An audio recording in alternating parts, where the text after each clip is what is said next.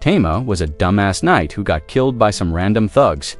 But his life takes a wild turn when he reincarnates as a kittenway, stronger than Saitama, and becomes the pet of a busty elf. Mommy Tama wakes up inside a labyrinth with only the memory of dying after getting stabbed by a demonic blade. He's reincarnated as an S-rank monster, a giant behemoth capable of wiping out entire nations in a single night. Kinda like how your mom rocked my world in one night, you know? As a former knight, he's torn about being reborn as a world-threatening monster. But when he checks his reflection, he sees he's now an absolute idiot cat. Shocked, but rolling with it. He decides to accept his trash-tier cat life. Thena, random S-rank slime, shows up, wanting to devour him. Tama checks his skill sand, uses one to attack the slime. Starving, he has no choice but to bite into it. And to his surprise, it tastes sweeter than his dad's milk. Only then does realize he can absorb the abilities of the creatures he eats and even store them for later. So he sets off on his little food hunting adventure. Tama faces all kinds of monsters, flying lizards, rock monsters that look like my axe without makeup. After eating them, he gains their powers. On his journey, he finds a treasure chest and gets hyped, seeing a red crystal inside. But, like in Oni Soul's game, it's a trap. It teleports him right on top of an S-rank Earth Dragon. Tama launches an attack that gets dodged, creating an opening. The dragon counters, and while Tama tries to defend, he still manages to hit it and make it bleed, just as the dragon is about to finish him off. Tama counterattacks and flies up to hide in the cave ceiling to escape death. Meanwhile, somewhere in the city, a curvy elf, bigger than your sister, is starting her day as an adventurer. She takes a boat to the labyrinth entrance, and when the guards stop her, she shows her pendant for access. There, she draws her duel's words, which remind her of the past when she saw a warrior wielding the same weapon against demons, Dakedo, the kitten. Tama is near the exit when he passes out from blood loss.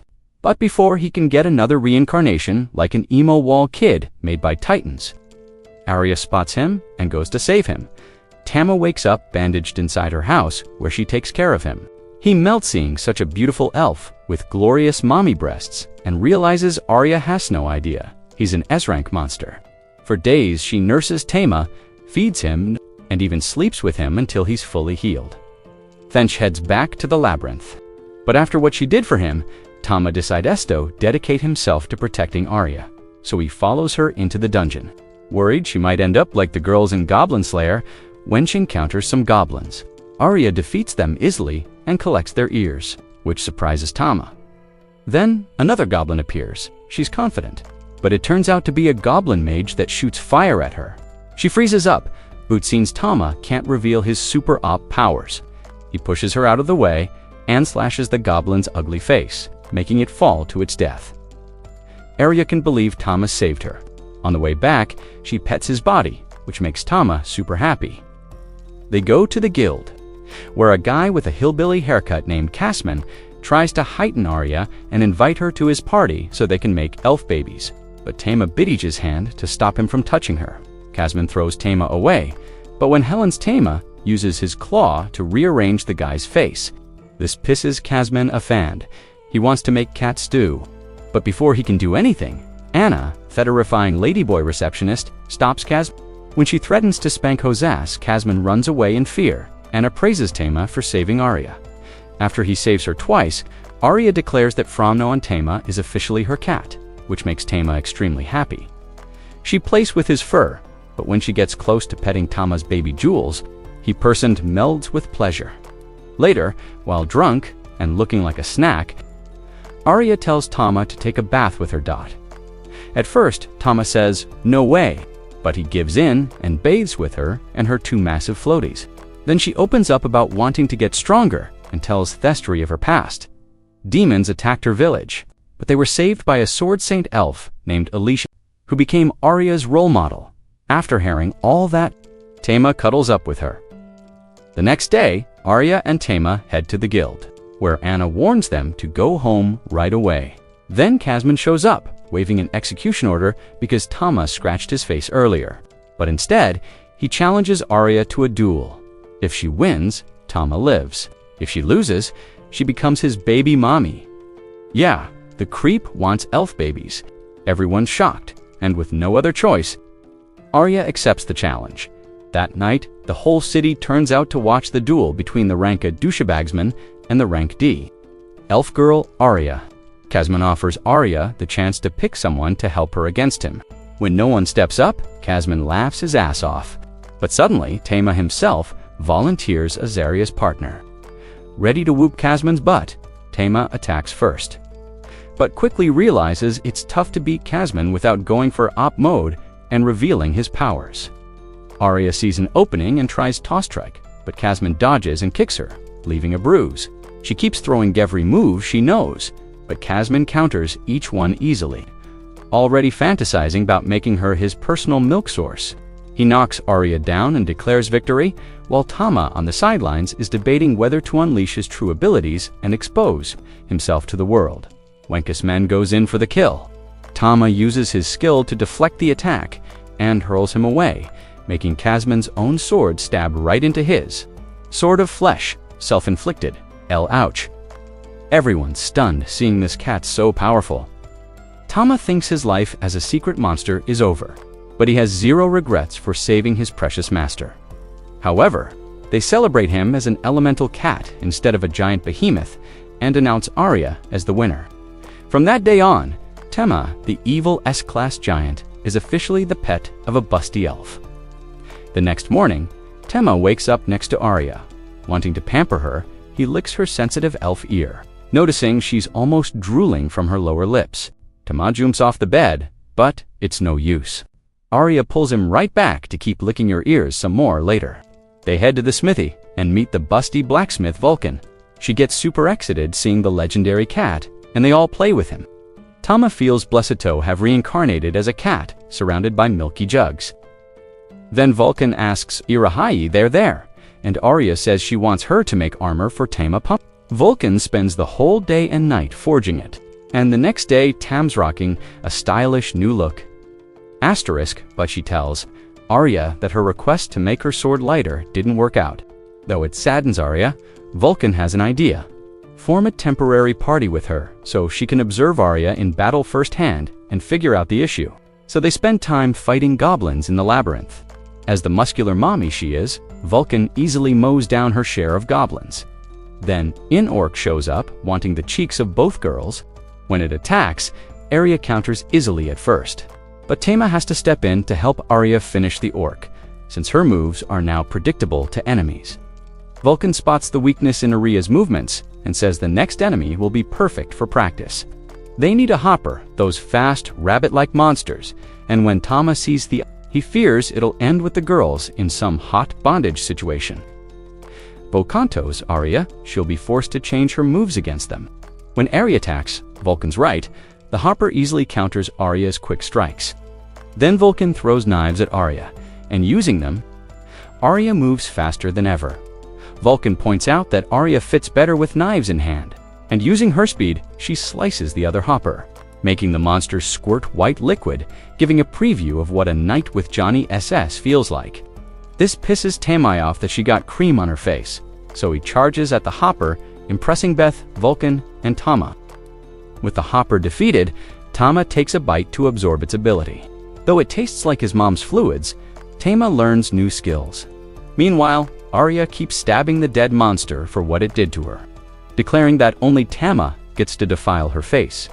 Framthon, despite her passion for the sword sanctum, Arya declares she becomes stronger, not with swords, but with knives. They enter a hot spring in the middle of the labyrinth, and Vulcan calms them, saying the Philosopher's Stone protects them from danger. The stone brings back memories of her past, reminding Arya of when her village was attacked. Arya tells Tama to join the bath, showing him just how much plot armor and cleavage she's packing. At first, Tama convinces himself he won't give in. Buff ends up joining them in the steamy hot spring. Arya asks Vulcan what happened to her last party, and Vulcan tells her that the old team broke up after 2 members hooked up and 1 got pregnant.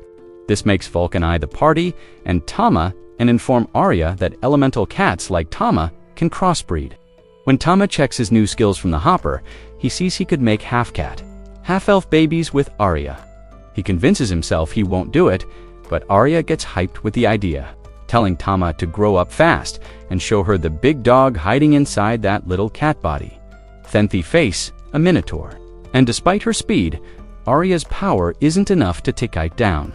But Arya keeps slashing at the minotaur with her insane speed, impressing Tama and actually dealing damage.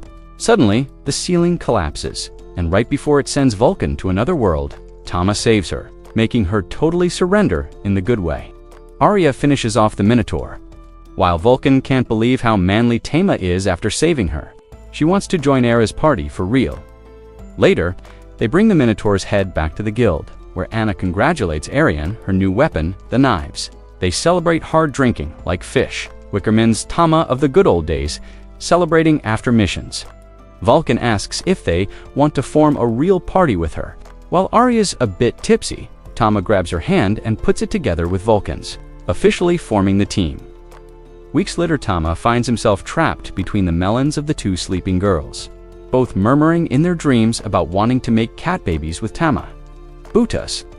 Tama distracts himself by checking his stats. There, he discovers he can evolve his cat form to the next stage, getting Clocerdo, becoming a true giant behemoth. But not wanting to ruin the peaceful life he has now with Arya, he decides to ignore it, unless absolutely necessary, the next day. Arya and Tama come across two bandits intimidating a little girl, threatening to sell her kidneys. When Arya approaches, the thugs want smoke, but as soon as they see the legendary cat on her shoulders, they apologize and bolt. Arya comforts the girl, who introduces herself as Lala, an orphan who lost both parents. Arya takes her to an orphanage full of kids, and Evriana gets excited seeing Arya. She meets the nun in charge, hands Lala over for and the nun tells Arya how happy the kids have been since Arya started visiting. Tama promises himself he'll always support her. Later, while eyeing some rice cakes, the team heads to the guild, where Anna congratulates Arya for reaching SSS-rank adventurer. Suddenly, there's a crowd ath quest board, everyone staring at an emergency mission. Anna explains that people have been disappearing in the town of Reynold, and the culprits might be demons. This shocks everyone, but as the noble warrior with massive breasts, Arya asks Anna for more details. Thena Knight named Cedric appears to explain the situation, and the whole guild's wounds over his beauty and charm, while he makes everyone sigh for him. Tama recognizes Cedric as a great mage who made a name for himself during Ragnarok, the huge battle between humans and demons, where Cedric's presence gave humanity the edge to win. Arya worries that even with Cedric, they might not be now against demons, but Anna, drooling over Cedric's sweat, assures her that with Daddy Cedric on their side, they'll win. And that's when the girls realize Cedric prefers sausages over roast beef, if you know what I mean. Then, next morning, before heading to battle, Tama notices his master is nervous, so licks her, getting her in the mood. She thanks him for the lick, and Tora returns the favor. Kisses Tama on the lips, which makes him melt and probablicals the cops. Then, under Cedric's leadership, they start the mission. Fetum introduces themselves to Tama and the girls. Danny, Howard, Kenny, and Marie. They're all amazed by Tama, the elemental cat. The girls are drooling over how cute he is, putting him in positions that make you wish you were Akat. The carriage stops, and they run into fat, slimy orcs that look like, Cedric calls Danny, who steps up and slices them into breakfast bacon easily. It's insane to see Danny's skill, and they reveal he didn't even use any abilities on the orcs, which surprises everyone even more. That night they arrive at Reynold Village, and the chief tells them more people are disappearing because of demons. This reminds Arya of her dark past when demons sacked her village. Then they have dinner as a team and ask why everyone become knights adventurers. Some say they need to pay debts, others want to get trick and be like Andrew Tate. Cedric says after getting disowned by his family lifer, preferring sausages over roast beef, he became a knight to make a living. Arya apologizes for asking, but they assure her it's fine. They're all living their dreams now. The girls prepare for a bath, and as a cat, they force Tama to join them and get cleaned up. Even though he's an honorable knight, Tama, cat form or not, can't resist surrendering when he sees the girls washing their own little kittens. Since Arya has the biggest melons, the girls can't help but want to play with them. But next door, the guys who don't like sausages, Danny and Howard, overhear Arya's happy noises and can't resist trying to peek. However, before they can even catch a glimpse of those sweet cheeks, Tama stops them and devours them figuratively, or maybe literally, who knows, with this cat. Later, the team enters a dungeon, unaware that someone is watching them closely and planning to wipe them out. The mysterious figure sends an army of werewolves at them, but the team mows them down easily. Then Tama shows off his water shot skills, blasting holes right through the werewolves and proving to the whole team that this cat is the biggest badass in the squad. The observer is shocked by how powerful Tama is, but he's got more tricks up his sleeve. After seeing how badass her cat is, Arya starts losing it and declares how badly she wants Tama to make her little kitty purr. Tama can only accept his fate at this point later. They confront the observer, Beryl, take your pick, who was part of a demon clan that humans wiped out. He creates a magical wall to split the party and sends his A-class troll to eliminate them.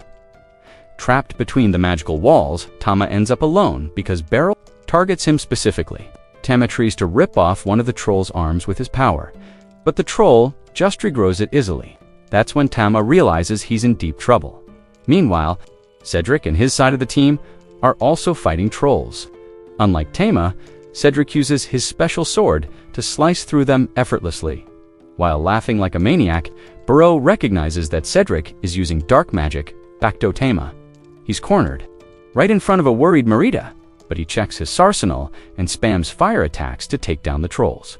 Even though they keep healing their wounds, Tama keeps blasting fireballs like it's a video game, roasting the trolls he's facing, while Behemot can't believe what he's up against. Vulcan sneaks up from behind to attack him. Beryl dodges her strikes at first, but then she appears behind him and stabs him. Her blade starts glowing, causing immense pain to Beryl, but he retaliates by slashing her with a poisoned blade before passing out. Arya collapses from the poison, while Beryl vows revenge before blacking out. Then he rushes her back to the village, where the doctor says she only has 12 hours before she dies. They can't believe it and demand there's a way out. Thigh Doctor explains that to counter dragon poison, they need the eye of an S-rank dragon to make the antidote. Willethi Group wants to save her. Cedric tells them to stay calm since they don't know where to find an Earth Dragon, but Tama knows exactly where one is, and takes off flying, leaving everyone stunned. In his mind, he's determined to satisfy his busty elf master, even if it costs his life. So, he flies Strato the Labyrinth. There faces the same Earth Dragon that almost killed him once before. But this time Toma comes prepared for war and transforms into his second form, Aphelon Giant Behemoth. The two monsters trade massive blows, but the dragon spots an opening and bites Tama in the neck. The dragon thinks it's won, but Tama seizes the moment and uses his tail to slice the dragon's head clean off. Suddenly, Tama reverts to cat form, realizing there's a time limit to his transformation, but he doesn't care much. He quickly stores the dragon and its eye and flees back to his master, back in the city. Arya is in critical condition, and the team is crying, bracing for her death. But then the ground shakes, and when they rush outside, they see the massive Earth Dragon corpse with Tama proudly standing on top, like the Slayer is, on her bed. Arya dreams of her past, filled with demons. Demons attacked her homeland, searching for the Philosopher's Stone. When she was confronted, she fell to her knees and wet herself in fear. Then an elemental cat saved her, and from that moment on, she fell in love with cats, with the dragon's eye in hand. They managed to cure Arya. It'll take some time for her to fully recover, but everyone celebrates her safety. Meanwhile, Tama returns to the dungeon. On the way, he notices he can't turn back into Thesian form anymore, and doesn't know why. Still, he wants to test the new dragon skills he gained from defeating the Earth Dragon. When he encounters a bull monster that looks like the guy who banged his mom while his dad watched, Tama attacks and obliterates it. Right then, a girl emerges from the depths of the labyrinth, calling Tama the Strongon, even though Tama has no idea who she is. The girl wants one thing and one thing only: Tama's milk. Tama bolts, but the girl keeps chasing him, begging him to breed her. But Tama manages to slip out of her weird grip. He makes it home and crashes to sleep sandwiched between Arya's massive melons, but still thinking about that creepy girl. He notices the resemblance between her and the Earth Dragon he fought. The next day, Arya dresses Tama up for a picnic together. They soak in the fresh air, and after hearing what happened, Arya thanks Tama for slaying the Earth Dragon to save her. She opens up about feeling weak as a warrior and reminisces about her dark past. With the elemental cat protecting her from demons, she was lost, but then the cat's master, the sword, Saint, showed up, defeated Theoden, and saved Arya. After that, she left home to follow in the Sword Saint's footsteps in search of strength, even saying goodbye to her elf mom with even bigger, pronounced breasts. But now, Arya cries, still feeling weak despite all her experience. Tama comforts her by cuddling up close, and Arya thanks him for his support. The next day, after scoring a fat commission from the battle, Arya blows her Kashat. Vulcan's smithy, buying new armor for herself and Tama, they suit up. And though Arya looks like she's ready for the red light district, Vulcan assures her it's armor that would make even Scarlet jealous. To test it out, they head into the labyrinth for some adventure. But before pushing deeper, Tama gives them the Divine Lion's protection buff. Arya realizes it's because Thomas worried about her. Then they face a gnome in the dungeon with the new Armoran Tama's buff. They smash it easily. Right then from the darkness emerges the crazy girl. While Tama freaks out, they girls think she's just another adventurer. They ask who she is, but when she handily rants about wanting to squeeze Tama's baby batter, they assume she has extreme amnesia. The mad girl begs Tama to fertilize her, but Arya cuts in Anzi's Tama is hers and hers alone. She can't believe how good those elf cheeks must be to make a strong behemoth submit. Arya declares she take care of her, and though the crazy girl doesn't really get it, she agrees because all that matters is being near Tama's treasures. While Tomas, terrified of his personal baby generator, Arya assures him she'll protect him.